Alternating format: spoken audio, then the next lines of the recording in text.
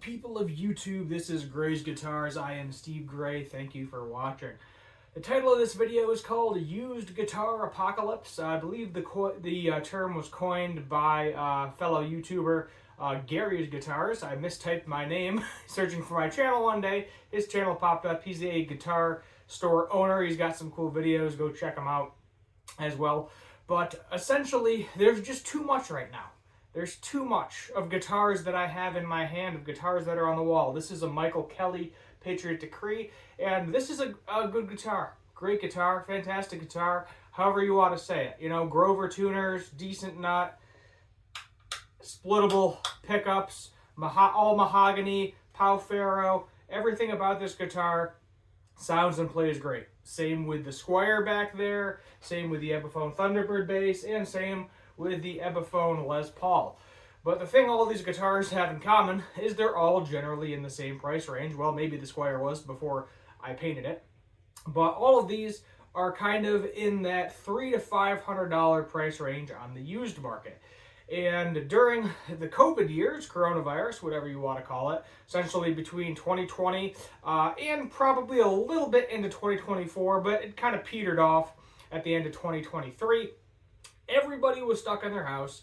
They didn't know what to do. They didn't know what they wanted to buy, and they had extra income because they weren't going anywhere.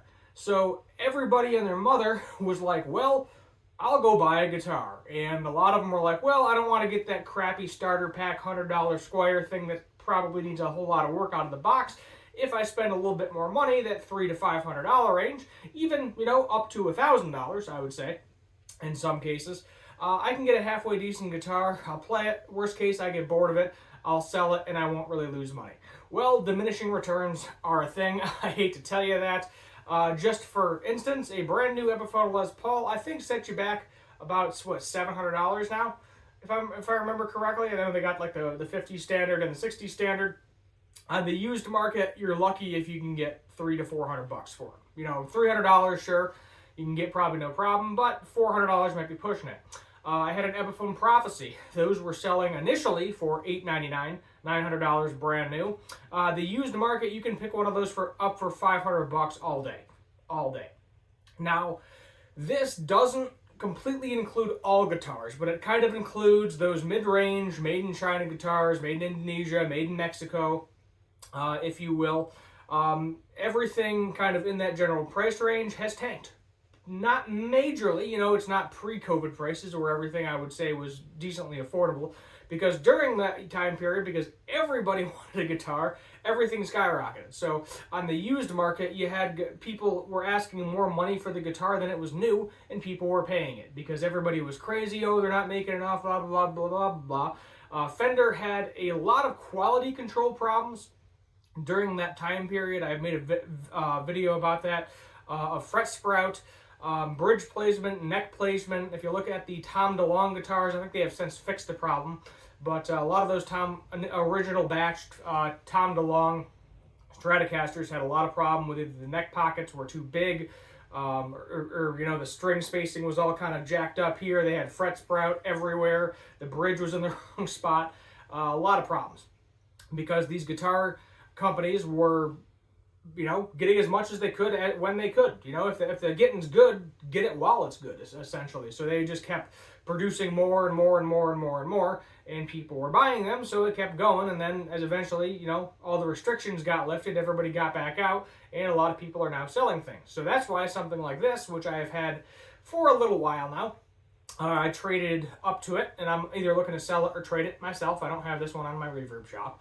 I've been holding on to this thing for quite a while. You know, I have it listed at a price that is, you know, below anything you'd find on Reverb. I think I'm like $50, $60 cheaper than anything you'd find on Reverb. Trying to just put it on my local marketplace and Craigslist, and I'm either just trying to sell it and, you know, buy something else or trade it for something else. And I've had a couple of trade offers, but nothing that super piqued my interest. The main one was, hey man, do you want a $100 Squier? And I was like, no, I'm good. I have one of those already. I don't need another one when you already got one. But everything is slowly going down in price, except for Epiphone, because Epiphone, for some reason, raises prices on everything. But if you're looking on the used market, your Facebook Marketplace, your Reverb, Reverb does have high selling fees. It's like pushing 10% now. I think eBay is too. So a lot of people are choosing not to put stuff on there if they only have a couple of things, because then you got to deal with that 10% you're losing. So you're probably going to make the guitar 10% more expensive, and a lot of people don't want to pay that. So you got to deal with how that is. The new guitar market, it doesn't seem to be really affecting the price. The companies are kind of just pricing them where they want to price them still. But things like Gibson, Fender USA, the vintage market, all of those things aren't super affected. Maybe a little bit on the low end of Gibson USA, talking like a studio. Like I could find, if I wait long enough right now, I can get a Gibson studio for $500. I'll be honest with you. If I could find somebody that's just looking to get rid of it, they bought it, don't want it anymore. And a brand new studio right now is like $2,000. So major diminishing return there. Guitars, you can look at some of them as investments, but you really shouldn't look at them as investments. You should really look at something you just enjoy doing, enjoy playing, because 9 out of 10 you're going to lose money. Unless you're like me and you only buy used. I tend not to buy new, unless it's like some sort of fancy super limited edition that I know is going to be worth something, then maybe. But the chances of you making money on a guitar you buy new are slim to none. Unless, you bought a brand new 1959 Gibson Les Paul, kept it under your bed for the last 60 years, and then brought it out and sold it for like $2 million. But that does not happen. Typically does not happen. You buy a guitar, probably you're going to lose about half. That's what I'd say, You get like, you got these new made in Indonesia Fender guitars. I can guarantee you on the used market, because a lot of people don't like that. When they do start popping around, you're probably going to be able to get them for $300. That's my guess. The made in Mexico ones, you can get a made in Mexico Telecaster or Stratocaster for typically around $300 to $400 right now, at least in my area. But as I said, it's good for the guitar makers, bad for the guitar resellers, bad if you're just selling. If you're a local mom and pop. Typically you know what the prices are. So you go in there. If I brought something like this in there, I value this somewhere between $300 and $350. So that's typically what they sell for on Reverb. So if I went to a mom and pop shop, they're going to give me most of them 60% of that. So what is that, like $200? I think they might even they might even do half. Some places they're like, okay, this is a lower end guitar. It's going to sit for a while. We're going to offer you $175. So that's where you're at. So then you get people that are like, oh, well, I'm not taking that low. I'm going to sell it locally myself, which is what I'm doing. And then you just got to be okay with it sitting around for a while. I had a Gibson Les Paul Studio. Finally got the price that I wanted for it. I'm in a little bit under, I think. But it was pretty much what they were going for. If you look at sold prices, a little bit under. I literally had it as the cheapest one. That was part of my advertisement too. I was like, cheapest Gibson Les Paul on Marketplace in this area right now, because it was. But I thought I was still going to be okay on it. I don't think I lost money. I don't know, because I bought it with, I bought that particular guitar is the walnut finish guitar. If you've seen my previous videos, if you watch any of my demo videos, it's in a couple of them. I bought that and the Les Paul Standard at the same time for what I thought was a great price. I was under the impression I was going to buy them and immediately flip them for $400. But that did not happen. So I still have the Gibson Les Paul Standard.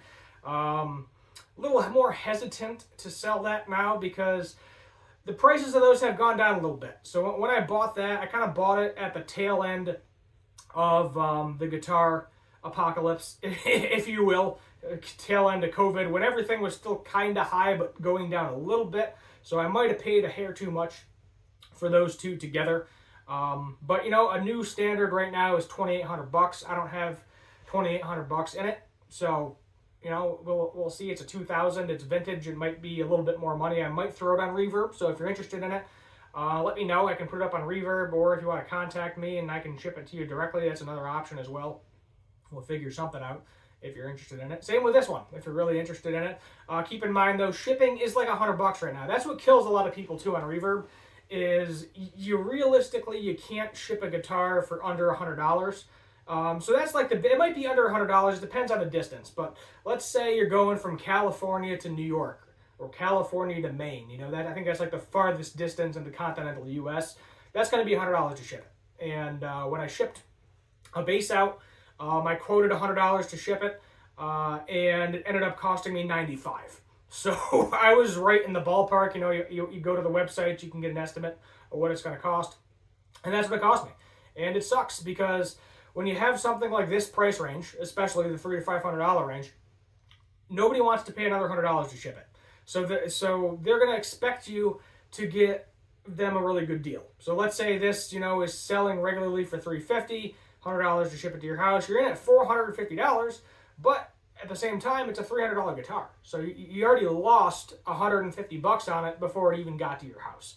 So there's just too much right now. That's what it is. It's essentially everybody bought it during COVID. Now everybody's trying to unload it. I've been having trouble finding. I used to be able to find trades all the time. It wasn't really that hard. But now everybody's just like, oh, thinning the herd. You see that a lot in descriptions, thinning the herd, thinning the herd. And yes, I have several guitars for sale. I think I got 4 guitars for sale right now. But I don't care if I keep them or not. You know, I cover them up. I put them in a case. The bass I do periodically play because that's my only bass right now. I will admit that I have the bass priced a little high for my local area because I could sell it because I don't really use it. But at the same time, I don't care if I sell it. So it's like if someone wants to give me that price, they can have it. But if I can't get that price, I'm not too keen to let it go unless I get another bass, and then maybe, you know, I'll lower the price $50 to $100 or something, and then it'll go. But who knows? I'm more keen to trade stuff. Like this is a guitar I want to trade. You know, you start small, you get a cheap guitar, and 10 trades later, you got a Gibson Les Paul or something. No, it does happen. Sometimes it takes a really long time. But that's where we're at. So essentially, if you're a buyer right now, ask for deals, especially on new gear. Or used gear too. Just ask your local person for a deal. Go to Guitar Center, your mom and pop, Sweetwater, wherever you're buying your gear from. You know, make an offer on Reverb or eBay. It doesn't hurt to throw an offer out. Worst they say is no, or they just don't respond to you. Who cares? And you can get a deal because right now, with how much stuff is out there, it's not worth it unless you can get a deal. So, you know, I'm not going to be paying top dollar for something that I think if I wait around, someone will post it for cheaper. Like, for instance, there's actually another one, this exact same guitar. Somebody else locally is also posting theirs for $350. Mine is cheaper than that. Mine, I think I have it for $280 right now, I want to say, which I think is a fair price, you know. Cheaper than Reverb, cheaper than that guy, but very few bites. Very few bites on this guy. I don't know if it's the shape. I don't know if it's Michael Kelly. I don't know if it's because it says Patriot Decree. And people associate that with like Donald Trump or something. I don't freaking know. I think it's a cool guitar. I think it plays good, but I have several Les Pauls. I don't need this one. That's where I'm at. But yeah, so try to get a good deal on stuff right now. If you're selling right now, you know, you're probably going to lose money.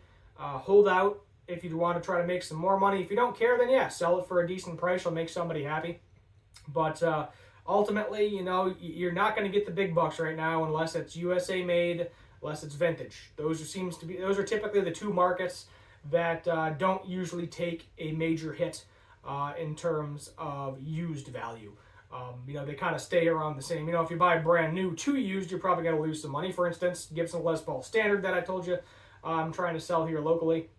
Brand new, you know, I think they're $2,800 right now. Used around $2,000 typically. You know, you're going to take a $500-$600 hit, but if you bought it used, you're going to pay that price, and 9 out of 10 you're going to get that back as well. So that's part of the reason I always try to buy used, because, you know, I like hobbies. This is my hobby, obviously, but I try to make it where at the very least I can break even on a guitar. So I am always looking for deals, seeing if someone's selling something for a price that's too good to be true, but I want to be able to at least get my money back. And some people have that mindset, some people don't. You know, some people say, oh, just buy the thing, play it, love it, enjoy it. Yeah, that's perfectly fine. But I have that mindset for some reason, financial mindset a little bit, I guess you'd call it, and it is what it is. But there it is. There you have it. Used Guitar Apocalypse. Gary's Guitars. Check him out. As I said, I believe he's the man that coined the term. Till next time, subscribe, notification bell, like, share, comment. And as always, have a good one.